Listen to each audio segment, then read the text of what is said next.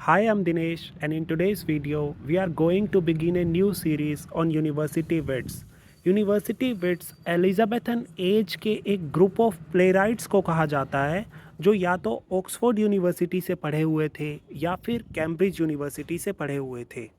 ये सभी के सभी प्लेराइट्स शेक्सपियर के बर्थ के अराउंड ही इनका बर्थ हुआ और इन सब की डेथ शेक्सपियर से पहले हो गई थी। और क्योंकि इन सब के जो मेजर वर्क्स हैं वो शेक्सपियर के वर्क से पहले पब्लिश हुए, तो इन्हें शेक्सपियर का प्रिकर्सर भी कहा जाता है। शेक्सपियर के प्लेस काफ़ी ज़्यादा इन्फ्लुएंस्ड हैं यूनिवर्सिटी विट्स के प्लेस से, और शेक्सपियर ने अपने काफ़ी सारे प्लेस का प्लॉट जो है वो यूनिवर्सिटी विट्स के प्लेस से बोरो किया है, उनके प्लेस से इंस्पायर्ड है। हालांकि इन सब प्लेराइट्स को इनके जीते जी यूनिवर्सिटी विट्स नहीं कहा जाता था। यूनिवर्सिटी विट्स टर्म कोइन की गई थी 19th सेंचुरी के एक literary historian and critic George Saintsbury के द्वारा उनके work history of Elizabethan literature में, जिसमें उन्होंने टर्म को कोइन करते हुए यूनिवर्सिटी विट्स प्लेराइट्स के सबके नाम बताए। इसमें उन्होंने 6 प्लेराइट्स के नाम लिली, पीली, ग्रीन और Thomas Lodge, Thomas Nashe, Christopher Marlowe, इन 6 के नाम तो सर्टेनिटी से बताए कि ये सब यूनिवर्सिटी विट्स में आते हैं, एक ग्रुप ऑफ प्लेराइट्स है। पर थॉमस किड के साथ उन्होंने प्रोबेबली वर्ड यूज़ किया, क्योंकि सर्टेनिटी से नहीं कहा जा सकता कि उनका यूनिवर्सिटी से कोई कनेक्शन था या नहीं था।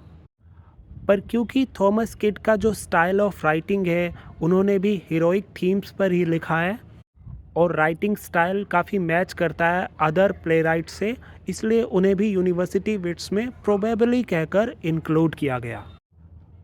अब आपको इन 7 प्लेराइट्स के नाम कैसे याद रखने हैं कि इसमें 3 तो कलर्स हैं, लाल, पीला, ग्रीन, जॉन लिली, जॉर्ज पीली एंड रॉबर्ट ग्रीन, और 3 इसमें थॉमस हैं, Thomas Nash, Thomas Lodge and Thomas kid.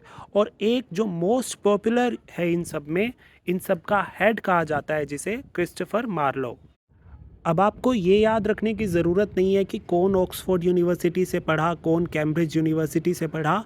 आपको सिर्फ ये याद रखना है कि थॉमस किड इन दोनों में से किसी यूनिवर्सिटी से एसोसिएटेड नहीं था। थॉमस किड ने अपनी पढ़ाई मर्चेंट टेलर स्कूल से की थी।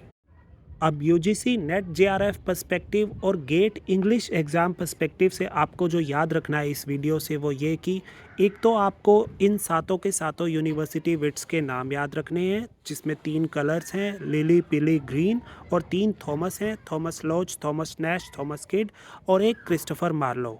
दूसरा आपको ये याद रखना है कि ये टर्म जॉर्ज सेंट्सबरी ने कोइन की थी, किस बुक में कोइन की थी ये आपको याद रखने की ज़रूरत नहीं है। तीसरा आपको ये याद रखना है कि थॉमस किड ऑक्सफोर्ड या कैम्ब्रिज किसी भी यूनिवर्सिटी से एसोसिएटेड नहीं था।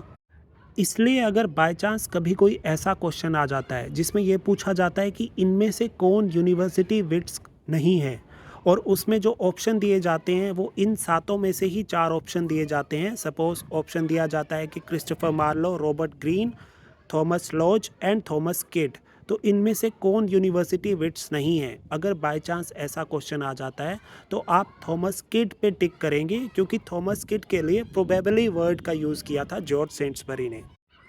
और आपको वैसे तो किसी का बर्थ याद रखने की ज़रूरत नहीं है इनमें से, बस आप क्रिस्टोफर मार्लो का याद रखें कि क्रिस्टोफर मार्लो का बर्थ 1564 में हुआ था, शेक्सपियर से 2 महीने पहले।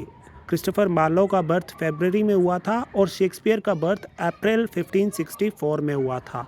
और इन सब की डेथ की बात है तो इन सब की डेथ शेक्सपियर से पहले हो गई थी। क्रिस्टोफर मार्लो की डेथ 1593 में हुई थी। एक मार्लोवियन थ्योरी के अकॉर्डिंग ये भी कहा जाता है कि क्रिस्टोफर मार्लो ही विलियम शेक्सपियर था, क्योंकि जब 1593 में क्रिस्टोफर मार्लो की डेथ हुई तो उसके 1-2 वीक्स के बाद ही विलियम शेक्सपियर का पहला मेजर वर्क, उनकी poem Venus and Adonis publish हुई। इसलिए अगर हो सके तो आप क्रिस्टोफर मार्लो की डेथ भी याद रखें। क्रिस्टोफर मार्लो का बर्थ डेथ आप याद रखें 1564 टू 1593। तो ये थी basic information about University Wits. अब इसके बाद फॉर द नेक्स्ट 7 डेज़ हर रोज़ मैं एक एक प्लेराइट को डिस्कस करूँगा, और UGC NET JRF and GATE exam perspective से हम उनके इम्पोर्टेंट पॉइंट्स को स्टडी करेंगे। So that's it from this video. Thanks for watching.